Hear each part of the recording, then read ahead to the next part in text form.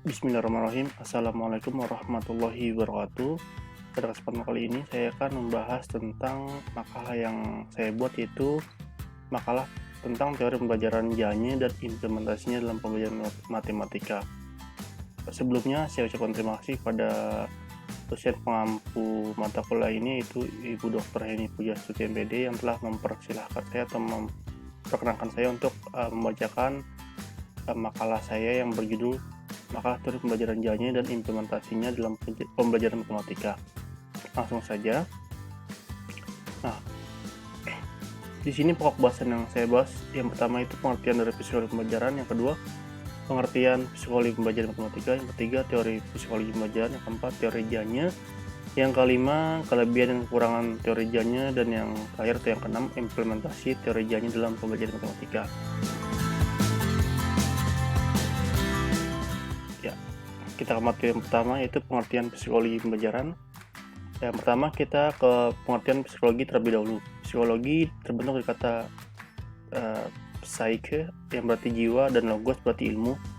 Dari bentukan kata tersebut dapatlah diartikan bahwa psikologi adalah ilmu yang mempelajari jiwa. Tetapi mengartikan psikologi sebagai ilmu yang mempelajari jiwa sebenarnya kurang tepat.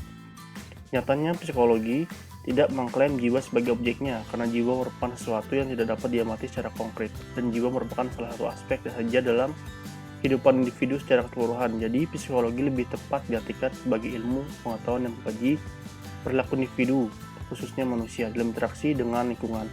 Dikutip dari Amir dan Isnawati 2015 halaman 2. Selanjutnya, pengertian pembelajaran merupakan terjemahan dari learning yang berasal dari kata belajar atau to learn. Pembelajaran ingin mengabarkan suatu proses yang dinamis, karena pada hakikatnya perilaku belajar diwujudkan dalam suatu proses yang dinamis dan bukan sesuatu yang diam dan pasif. Secara umum, pembelajaran merupakan suatu proses perubahan, yaitu perubahan perilaku sebagai hasil interaksi dengan lingkungan dalam memenuhi kebutuhan hidup. Secara psikologis, pengertian pembelajaran dapat dirumuskan suatu proses yang dilakukan oleh individu untuk memperoleh suatu perubahan perilaku secara menyeluruh sebagai hasil dari interaksi individu itu dengan lingkungannya. Lalu psikologi pembelajaran matematika.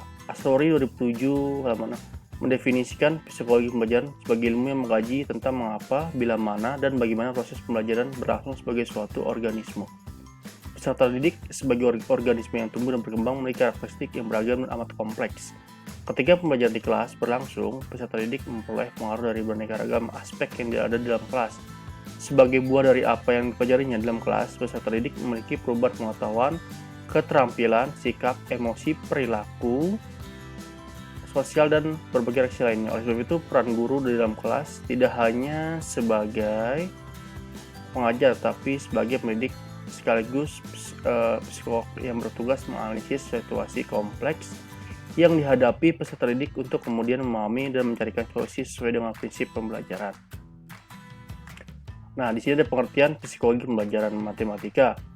Psikologi pembelajaran adalah suatu ilmu pengetahuan yang mengkaji proses yang dilakukan oleh individu untuk memperoleh suatu perubahan perilaku yang baru secara keseluruhan sebagai hasil interaksi dengan lingkungannya. Kemudian matematika adalah disiplin ilmu yang berdiri sendiri dalam mempelajari hal kesemuanya berkaitan dengan penalaran. Matematika merupakan salah satu pengetahuan tertua dan dianggap sebagai induk atau alat dan bahasa dasar banyak ilmu. Matematika terbentuk dari penelitian bilangan dan ruang yang merupakan di suatu disiplin ilmu yang berdiri sendiri dan tidak merupakan cabang dari ilmu pengetahuan alam. Oleh sebab itu juga matematika disebut ratunya ilmu pengetahuan, karena matematika ilmu yang mendasari ilmu pengetahuan lainnya atau ilmu tentang kuantitas, struktur ruang, dan perubahan. Nah, dari pernyataan di atas dapat disimpulkan psikologi pembelajaran matematika adalah ilmu pengetahuan yang mengkaji proses yang dilakukan oleh individu untuk memperoleh suatu perubahan perilaku yang baru secara keseluruhan sebagai hasil interaksi dengan lingkungannya dalam hal mempelajari hal yang kesemuanya berkaitan dengan penalaran yang berkaitan dengan matematika atau ilmu tentang kuantitas, struktur ruang, dan perubahan. Lanjut ke materi teori belajar. Nah, teori belajar juga merupakan upaya untuk mendeskripsikan bagaimana manusia belajar sehingga membantu kita semua memahami proses inherent yang kompleks dari belajar. Ada 3 perspektif utama dalam teori belajar, yaitu behaviorisme, kognitivisme, dan konstruktivisme. Pada dasarnya, teori pertama dilengkapi teori kedua, dan seterusnya, sehingga ada bentuk yang berbeda dari gagasan utama. ataupun tokoh yang tidak dapat diwajibkan dengan jelas, termasuk yang mana bahkan menjadi teori itu sendiri. Yang lebih penting untuk kita pahami adalah teori mana yang baik untuk diterapkan pada suatu pembelajaran tertentu dan teori mana yang sesuai untuk sesuatu dan pembelajaran lainnya. Pemahaman semacam inilah yang sangat penting untuk nantinya dapat meningkatkan kualitas pembelajaran. Dikutip dari Wati 2010. Teori belajar dibagi menjadi beberapa teori, yaitu sebagai berikut ya. Tadi sudah jelaskan. Yang pertama, teori behaviorisme. Menurut aliran behavioristik, belajar pada hakikatnya adalah pembentukan asosiasi antara kesan yang ditangkap panca indera dengan kecenderungan untuk bertindak atau hubungan antara stimulus dan respon. Belajar adalah upaya untuk membentuk hubungan stimulus dan respon sebanyak-banyaknya. Caranya, guru banyak memberikan stimulus dalam proses pembelajaran. Dan dengan cara ini, siswa akan merespon secara positif, apalagi jika diikuti dengan adanya reward yang berfungsi sebagai reinforcement atau penguatan terhadap respon yang telah ditunjukkan. Oleh karena itu, ini berawal dari adanya percobaan sang tokoh behavioristik terhadap binatang, maka dalam konteks pembelajaran ada beberapa prinsip yang harus diperhatikan. Nah, yang kedua adalah teori kognitivisme. Teori belajar kognitif berbeda dengan teori belajar behavioristik. Teori belajar kognitif lebih mementingkan proses belajar daripada hasil belajarnya. Para pengamat aliran kognitif mengatakan bahwa belajar tidak sekedar melibatkan hubungan antara stimulus dan respon. Tidak seperti model belajar behavioristik yang mempelajari proses belajar hanya sebagai hubungan stimulus-respon. Model belajar kognitif merupakan suatu bentuk teori belajar yang sering disebut sebagai model perseptual. Model belajar kognitif mengatakan bahwa tingkah laku seorang ditentukan oleh persepsi serta pemahamannya tentang situasi berhubungan dengan tujuan belajarnya. Perubahan belajar merupakan persepsi dan pemahaman yang tidak selalu dapat terlihat sebagai tingkah laku yang nampak. Menurut Hadi 2020. Dan yang ketiga adalah teori konstruktivisme. Teori konstruktivisme adalah integrasi prinsip yang dieksplorasi belajar teori kaos, network, dan teori kompleksitas dan organisasi diri. Belajar adalah proses yang terjadi dalam lingkungan samar-samar dari peningkatan elemen-elemen inti tidak seluruhnya dikontrol individu. Belajar atau di sini definisikan sebagai pengetahuan yang tidak bertindak dapat terletak di luar diri kita atau dalam organisasi, terfokus pada hubungan serangkaian informasi yang khusus, dan hubungan tersebut memungkinkan kita belajar lebih banyak dan lebih penting daripada keadaan yang kita tahu sekarang. Nah, sekarang kita masuk ke teori Janya. Nah, di sini saya akan bahas tentang biografi Janya sedikit. Nama panjangnya adalah Robert Miles Janya, lahir pada 21 Agustus 1916 dan wafat 28 April 2022. Janya lahir di Andover Utara, Massachusetts. Ia mendapatkan gelar AB dari Universitas Yalapeda tahun 1937 dan gelar PhD dari Universitas Brown pada tahun 1940. Dia adalah seorang profesor dalam bidang psikologi dan psikologi pendidikan di Connecticut College khusus wanita, Universitas Negara Bagian Pennsylvania, profesor di Departemen Penelitian Pendidikan di Universitas Negara Bagian Florida di Tallahassee mulai tahun 1969. Janya juga menjabat sebagai direktur riset untuk Angkatan Udara di sini 1949 sampai 1998 di Lakeland, Texas dan Lowry, Colorado.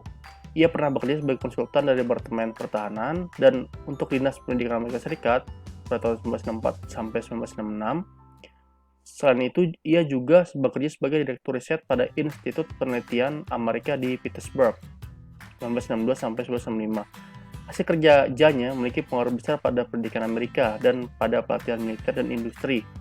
Janya dan L.G. Brinks adalah di antara pengembangan awal dan teori desain sistem instruksional yang menunjukkan bahwa semua komponen dari pelajaran atau periode instruksi dapat dianalisis dan semua komponen yang dapat dirancang untuk beroperasi bersama-sama sebagai suatu rencana untuk pengajaran. Kita lanjut.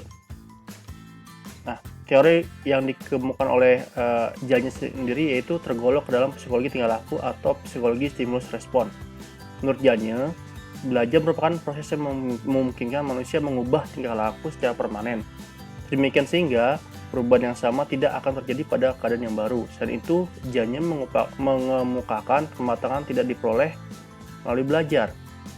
Karena perubahan tingkah laku yang terjadi merupakan akibat dari pertumbuhan struktur pada diri manusia. Menurut Janya, tingkah laku manusia sangat bervariasi dan berbeda hasilkan dari belajar. Kita dapat mengklasifikasikan tingkah laku sedemikian rupa sehingga dapat diambil implikasinya yang bermanfaat dalam proses belajar. Janya mengemukakan bahwa keterampilan-keterampilan yang dapat diamati sebagai hasil belajar disebut kemampuan-kemampuan atau disebut juga kapabilitas. Janya mengemukakan 5 macam hasil belajar atau kapabilitas, 3 bersifat kognitif, 1 bersifat aktif, dan 1 bersifat psikomotor. Dan hasil belajar menjadi 5 kategori kapabilitas sebagai berikut. Yang pertama, informasi verbal. Yang kedua, keterampilan intelektual, dan yang ketiga, strategi kognitif, yang keempat, sikap, dan yang kelima, keterampilan motorik. Nah, di sini saya akan bahas tentang kelebihan dan kekurangan teori Janya. Kelebihannya dulu. Kelebihannya yaitu pertama, mendorong guru untuk merencanakan pembelajaran. Yang kedua, memperoleh kemampuan yang membutuhkan praktik dan kebiasaan. Yang ketiga, cocok untuk melatih anak-anak yang masih membutuhkan dominasi peran orang dewasa. Dan yang keempat, dapat dikendalikan melalui cara mengganti stimulus alami dengan stimulus yang tepat untuk mendapatkan pengulangan respon yang diinginkan. Dan kekurangan teori belajar Janya yaitu yang pertama, pembelajaran hanya berpusat pada guru, teacher-centered learning, di mana guru di sini bersifat otoriter. Yang kedua, komunikasi berlangsung hanya satu arah, guru melatih dan menentukan apa yang harus dipelajari murid. Dan yang ketiga, hanya berorientasi pada hasil yang diamati dan diukur. Dan yang keempat, murid hanya mendengar dengan tertib penjelasan guru dan menghafalkan apa yang didengar dan dipandang sebagai cara belajar yang efektif.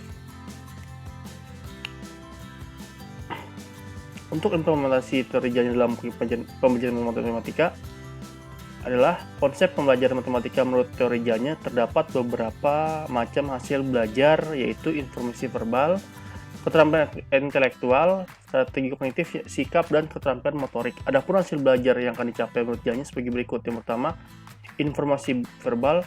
Kapabilitas informasi verbal merupakan kemampuan untuk mengkomunikasikan secara lisan, mengetahui tentang fakta-fakta.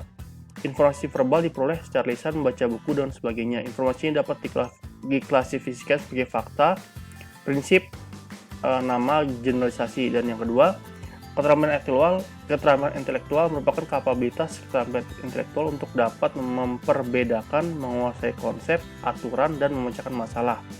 Kemampuan-kemampuan tersebut diperoleh melalui belajar. Yang ketiga, strategi kognitif. Kapabilitas sebagai strategi kognitif adalah kemampuan untuk mengkoordinasikan serta mengembangkan proses berpikir dengan cara merekam, membuat analisis dan sintesis. Yang keempat, sikap. Kecenderungan merespon secara tepat terhadap stimulus atas dasar penilaian berdasarkan stimulus tersebut. Respon yang diberikan seseorang terhadap suatu objek mungkin positif, mungkin negatif, tergantung penilaian terhadap objek yang dimaksud. Dan yang kelima, keterampilan motorik merupakan keterampilan yang seorang bisa dilihat dari kecepatan, ketepatan, kelancaran gerakan-gerakan otot serta badan yang diperlihatkan oleh orang tersebut dalam belajar, khususnya di sini belajar matematika. Oke, di sini mungkin cukup sekian dari saya. Terima kasih. Kurang lebihnya saya mohon maaf jika ada salah-salah kata dan salah-salah ketikan di dalam presentasi yang saya buat atau dalam PPT yang saya buat. Sekali lagi kurang lebihnya saya mohon maaf. Cukup sekian dari saya. Terima kasih. Wassalamualaikum warahmatullahi wabarakatuh.